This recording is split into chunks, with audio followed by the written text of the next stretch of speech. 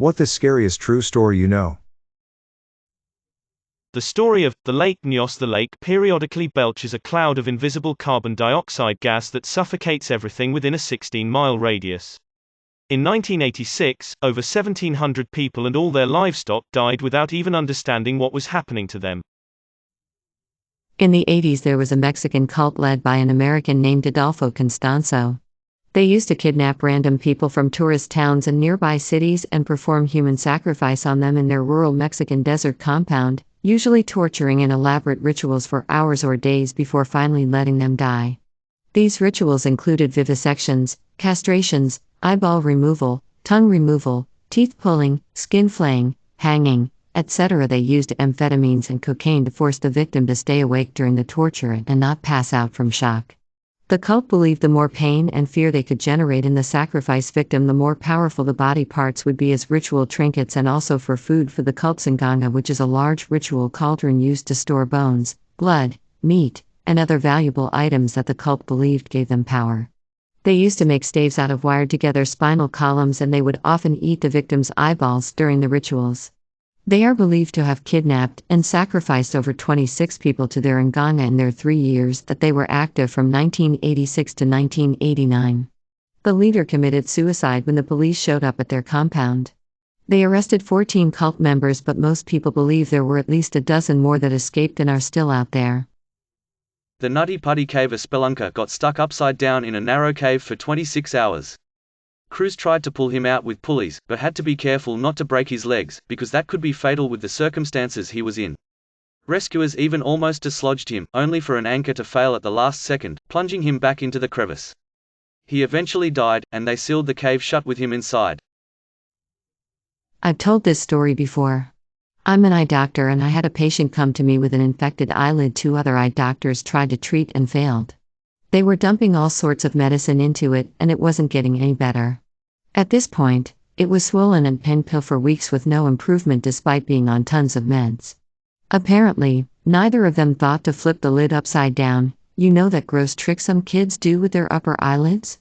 It was a painful maneuver for her very swollen eyelid, which might explain it. Anyhow, there appeared to be what looked like a visible abscess inside the tissue with thick gooey material. I thought I'd give it a nudge and saw it move. This wasn't an abscess, it was something else. I managed to remove it quite easily in one whole piece. It was a fly larva. The patient told me that she had a bug hit her in the eye a few days before she got this infection.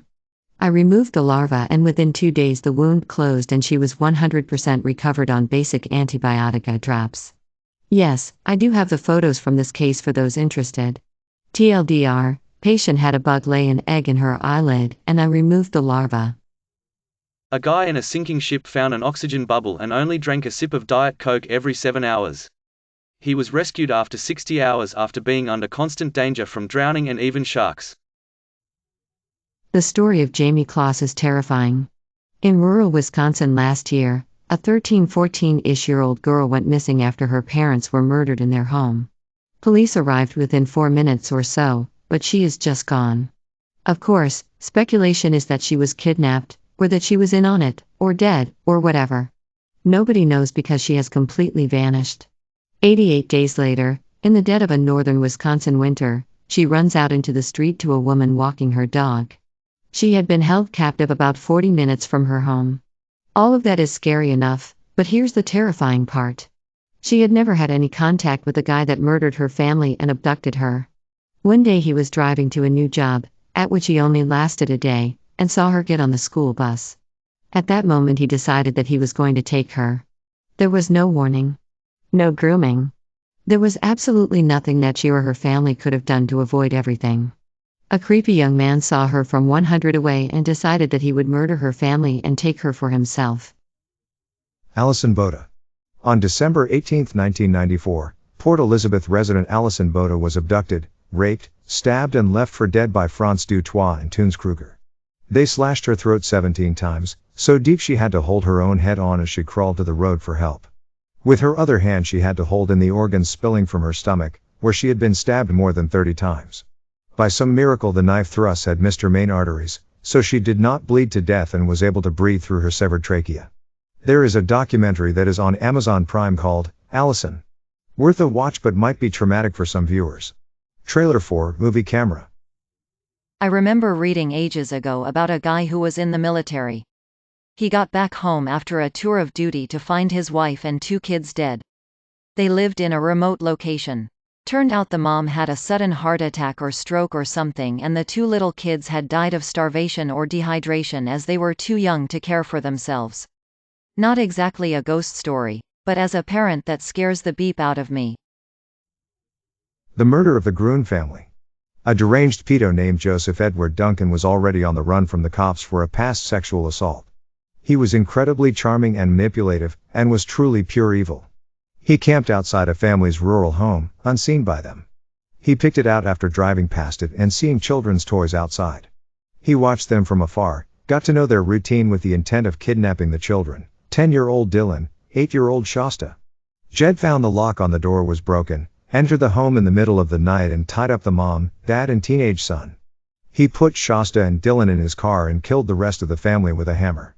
He traveled around various campsites and cabins with Shasta and Dylan captive, sexually abusing, torturing and raping them. He eventually shot Dylan, but Shasta talked him out of killing her. Jed ended up telling her she taught him how to love. The scariest part is a CCTV footage of Jed and Shasta at a gas station. Because you could easily believe they were just a normal dad and a grumpy daughter if you were an onlooker. Eventually, he took her to a diner where he was finally apprehended when a waitress noticed something was up and Shasta was saved after 7 weeks in his clutches. As he was dragged away, he called to her, "Promise me you'll visit me in prison." Jed was put on death row and found to be guilty of 3 previous child murders. He died a few months ago from cancer. But the worst part of it all is how horrible Shasta's life has been afterwards. Drug addiction, in and out of jail, losing her children, etc. Just the most horrifying story ever. In 1949, Timothy Evans was wrongly executed for murdering his pregnant wife and daughter. The actual murderer, John Christie, was a prosecution witness at Evans' trial. After Evans was executed, Christie went on to kill 4 more people. Had the police handled the forensic evidence properly, Christie would have been caught when they were investigating Evans, and those 4 people would still be alive. The government didn't acknowledge that Evans was innocent until 2004. The Raina story. A young lady had an affair with her boss in the 1960s, got pregnant. After threatening to tell her boss's wife, she was killed by her boss, who then put her body in an industrial barrel. He hid the barrel in his house for years and none of the various owners opened it due to the weight. Finally, one guy decided to dispose of it in the 90s, and when he opened it he saw it contained something. An investigation traced the barrel and girl back to the man, who then killed himself before police could come arrest him after confirming he was the father of the unborn baby via DNA. The lady's mother was in her late 80s when she was told her missing daughter was finally found. She claims that she had been having dreams about her daughter being inside a metal container for years after she had gone missing. I don't know if it's scary, but when I was younger, me and my twin brother would help our friend do his paper route. One summer we could smell something gross coming from one of the houses. We all didn't think anything of it until 3 days later when the smell was reaching down the driveway. We went to the back door where he normally dropped the paper and noticed it was open. We went in and looked around the house and found the owner dead. He had died of a heart attack and his cats were eating him. Joseph Fritzl imprisoned his daughter in a secret room in his basement for 24 years, and fathered 6 to 7 children on her. The Franklin Expedition. Somewhere in the neighborhood of 150 British sailors and military personnel on 2 ships embarked on a mission to find the Northwest Passage from the Atlantic across to the Pacific through Arctic waters.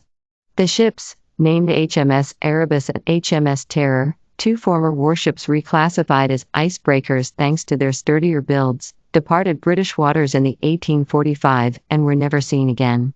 In subsequent rescue attempts and investigations, it was discovered that quite possibly everything that could have gone wrong on the expedition did so. The weight of the ships with their reinforced hulls and decks designed to fire mortars and cannons off of worked against them, as much of the waters crossed were shallow and filled with rocks and icebergs. The time chosen to launch the expedition occurred at one of the coldest Arctic periods in recent history, meaning the polar ice and, particularly the pack ice, didn't melt like usual as the ships became locked in the frozen water and essentially experienced an endless winter for over 4 years. The food they stored, which was supposed to last for years thanks to the revolutionary new process of canning, was bought at the lowest bidder.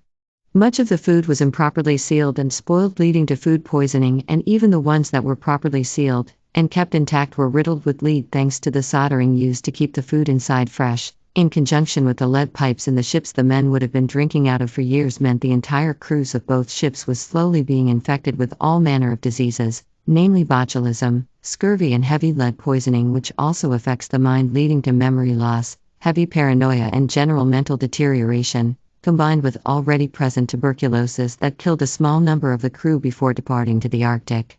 After about 2 to 3 years stuck in the ice, the captain in charge of the voyage, John Franklin, and many other crew members died in unknown circumstances, and the remainder decided to abandon ships and try and hike out together to the nearest trading outpost and Backfish River in Canada, hundreds of miles away, by loading up their rowboats with supplies and fixing them on sleds to be pulled.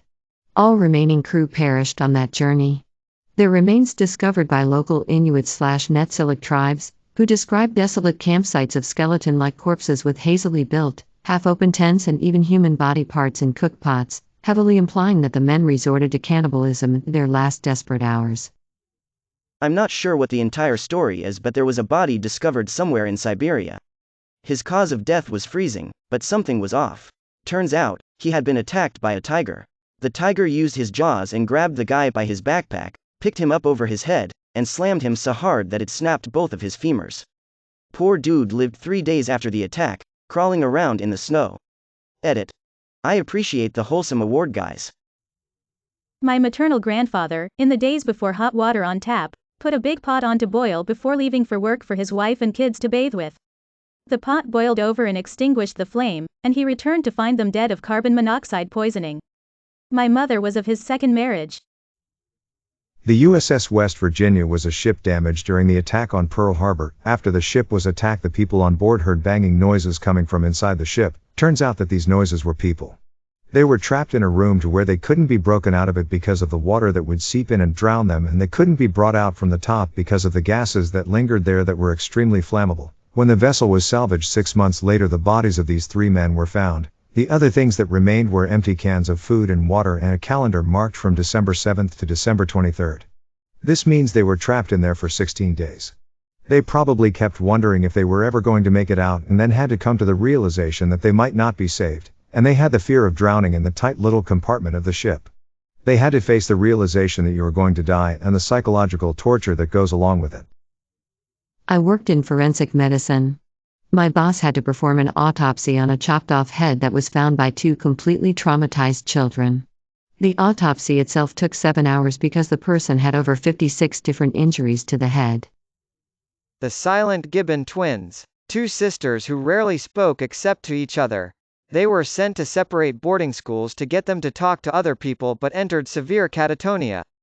They were eventually hospitalized and made a pact that if one of them died, the other must speak and live a normal life. They had a months-long discussion and decided which one should commit suicide. Eventually, one died of heart inflammation, no causes noted on the autopsy. And just moments after the planned time, the other spoke, "I'm free at last, liberated, and at last Jennifer has given up her life for me." One day, this kid gets taken to school by his stepmom for a big science fair. Things go well. He has his picture taken. Stepmom watches him go down the hallway to class. And he's never seen again. May your day be filled with joy and happiness. And please remember to like, share, and subscribe for more quality content every day.